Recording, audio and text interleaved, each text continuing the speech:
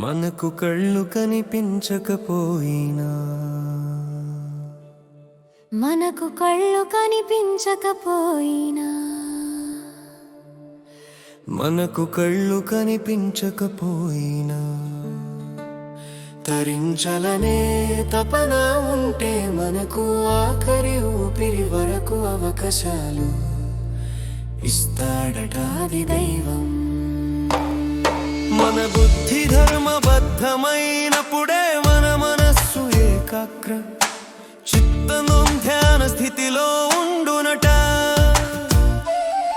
మన శరీరం సహకరించకపోయినా సదా ధ్యానామృతధారలో మునిగి తేలునంట. మనకు కళ్ళు కనిపించకపోయినా తరించాలనే తపన ఉంటే మనకు ఆఖరి ఊపిరి వరకు అవకాశాలు ఇస్తాడట అది దైవం.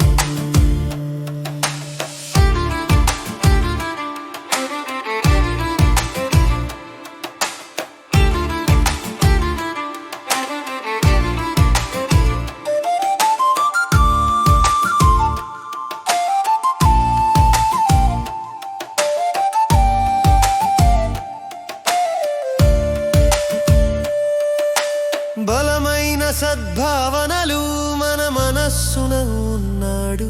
మన బలహీనతలు ఎన్నడూ అడ్డుగా వంట సదలోచనలే మన సద్గతి ఇచ్చునంట.